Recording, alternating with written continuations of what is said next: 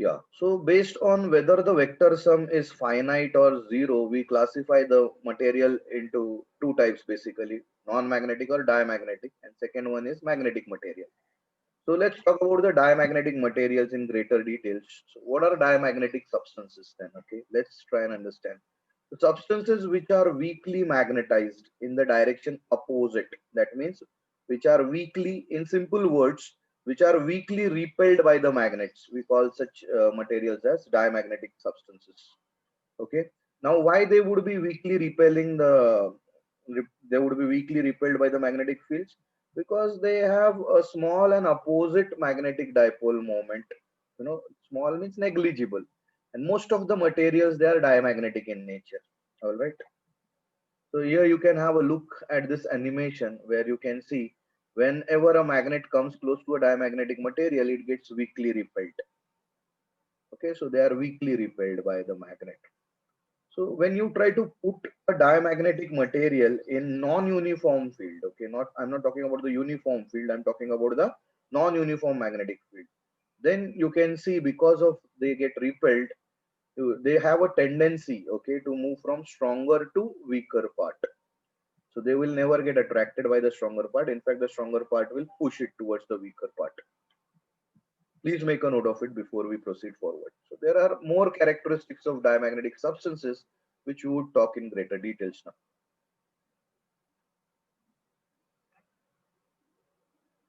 Hopefully you have noted this down. Let's move ahead then, friends. Let's talk about a thin rod of a diamagnetic material. Now, if you suspend it in uniform magnetic field, you will see that this rod will get aligned in a direction, or it will come to rest in a direction perpendicular to the direction of the field. Again, I show you the animation. Okay, so you can see the rod is getting aligned perpendicular to the direction of the magnetic field. This is one more property of a diamagnetic material. So it does not consist atomic magnets and domains. So what are domains basically? So domains, you can consider them as the regions uh, in an in a material basically, where most of the atoms or the group of atoms will have the magnetic moments in the same direction. This is something which we would be discussing in greater details in subsequent parts. But here one needs to know it won't contain consist of atomic magnets and domains. Make a note of it, friends.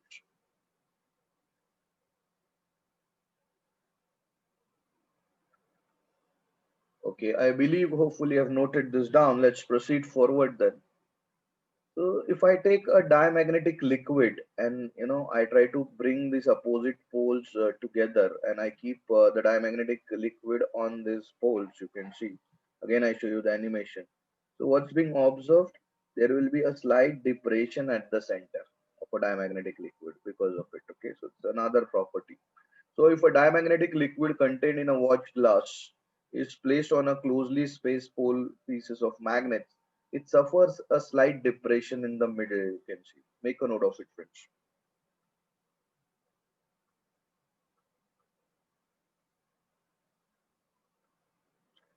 Okay. The next property,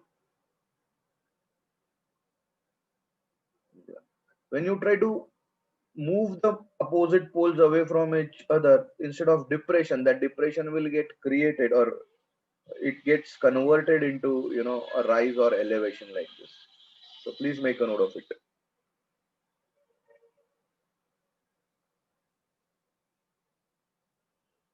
Okay, hopefully noted down. Let's move ahead then. Here we can see a diamagnetic rod being suspended, and ultimately what happens is it will set a line perpendicular. Okay, so the second type of materials basically would be the paramagnetic substances. Apart from diamagnetic substances which are non-magnetic in nature, then we have the other category where we talk about magnetic substances. Now, magnetic substances basically we can bifurcate it into two parts. Okay, so these substances can be bifurcated into two parts, and that those two parts are paramagnetic substances and ferromagnetic substances. I'll come to these two materials.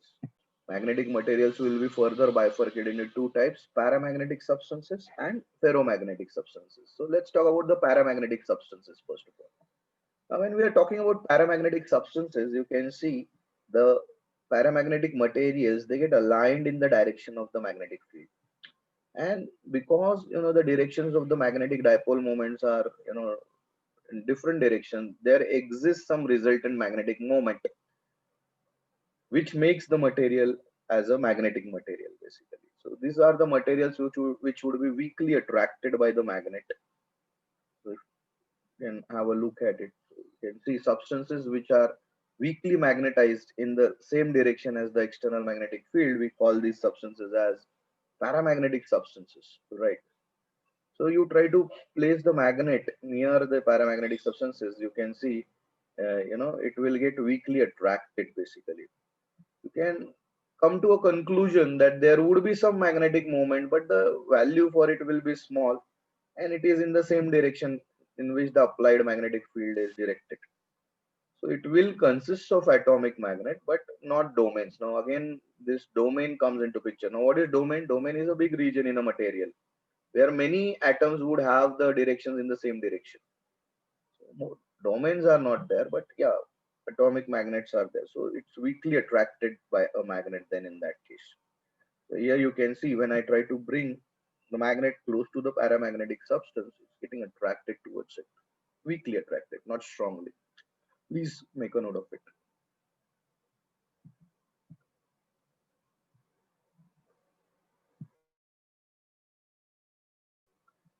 Yeah, I believe you have noted this down. Again, then we proceed with the comparative points so far as the paramagnetic substances are concerned. Let's move ahead then, friends. So what happens when you try to put a paramagnetic substance in a non-uniform magnetic field? Exactly opposite thing will happen. Unlike the diamagnetic substances, here you can see the paramagnetic substance would move from moderate tendency of moving from stronger. It will move from weaker to stronger. Make a correction over here again. They have a moderate tendency to move from weaker to stronger because it is getting weakly attracted by the magnet. So make that correction, friends. Okay. Now, if you suspend a rod of paramagnetic material freely in uniform magnetic field, then what happens? So instead of getting aligned perpendicular, this rod will get aligned parallel. You can just have a look at this in the animation over here. You can see. So the rod is getting aligned parallel to the magnetic field. So that's the difference, okay, between the two types of materials. Here you're supposed to make the correction, okay. It will move from weaker to stronger slowly, obviously. Okay, make a note of it, friends, before we proceed forward.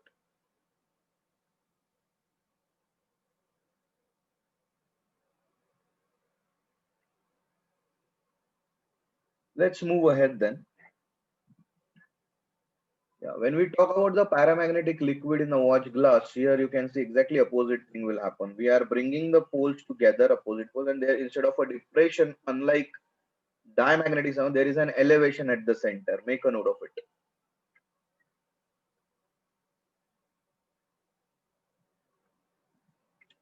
Yeah, and then when you try to take away the magnetic opposite poles away from each other, you will observe a depression at the center, exactly opposite to the diamagnetic substance. Again, make a note of it, friends.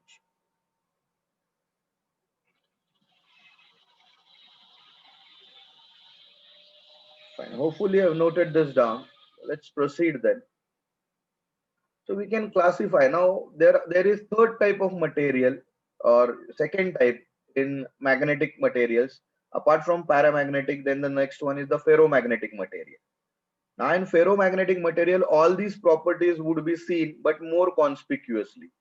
It would be strongly attracted by the magnet, and therefore ferromagnetic materials are more prone to get converted into magnets. Therefore, we use ferromagnetic materials to create or to make magnets in a way.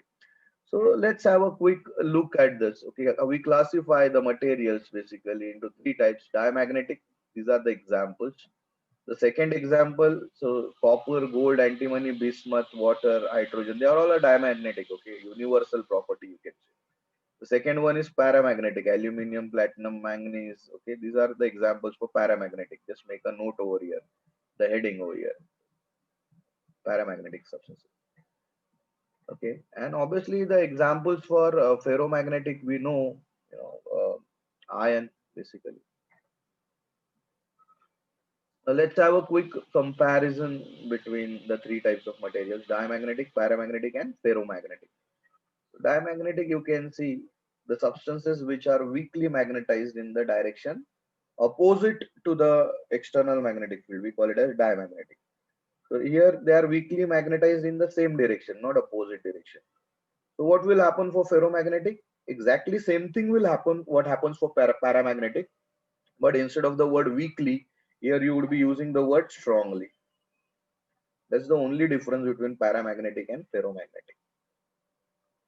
Therefore, we make use of ferromagnetic substances to create magnets. Let's talk about the second comparative property. They are weakly repelled. Here they are weakly attracted. Here they are strongly attracted. You can see. The third point of difference between these three type of materials, the induced magnetic moment is small and opposite. Here it is small but in the same direction. Obviously, ferromagnetic, it would be large and in the same direction. Please make a note of this before we proceed forward.